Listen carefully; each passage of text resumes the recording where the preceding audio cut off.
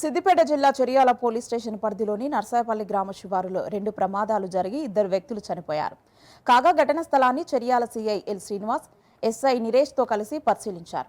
Road ప్రమాదాల నివారణ చర్యల గురించి తీసుకోవాల్సిన జాగ్రత్తల గురించి సమీక్షించారు. జేసీబీ తెప్పించి క్రాసింగ్ మరియు రోడ్డు పక్కన ఉన్న చెట్లను బుషెస్తో తొలగించారు. అక్కడ స్టాపర్స్ పెట్టించారు. ఈ సందర్భంగా చెరియాల సీఐ శ్రీనివాస్ మాట్లాడుతూ ఎక్కువగా రోడ్డు ప్రమాదాలు మానవ తప్పిదం, అతివేగం, మద్యం సేవించి వాహనాలు నడపడం ద్వారా జరిగి ప్రాణాలు కోల్పోతున్నారని అన్నారు.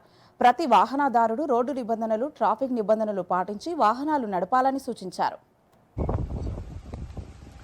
ఇటీవల కాలంలో చేరియాల నుండి నర్సాయపల్లి వెళ్లే మార్గంలో ఒక నెలలోనే 2 యాక్సిడెంట్లు అయ్యి, మేజర్ యాక్సిడెంట్లు అయ్యి 2 వ్యక్తులు చనిపోవడం జరిగింది. ఈ యొక్క యాక్సిడెంట్ జరిగిన స్థలాన్ని సందర్శించి ఇక్కడ ఉన్నటువంటి ఇంజనీరింగ్ డిఫెక్ట్స్ వల్ల ఈ యాక్సిడెంట్లు అవుతున్నాయి, మనుషులు చనిపోతున్నారని గుర్తించి ఇక్కడ ఒక బారికేడ్లు ఏర్పాటు చేయడం జరిగింది.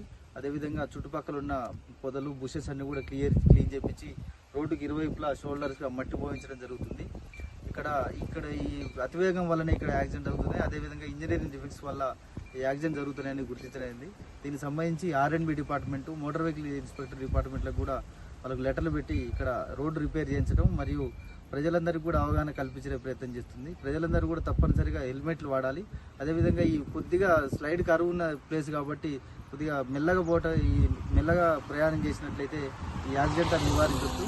ప్రజలందరూ ఈ ప్రాంతాన్ని గుర్తుంచుకొని అప్రమత్తంగా ఉండి ప్రాణాలు నిలబెట్టుకోవాల్సిందిగా కోరుతున్నాను.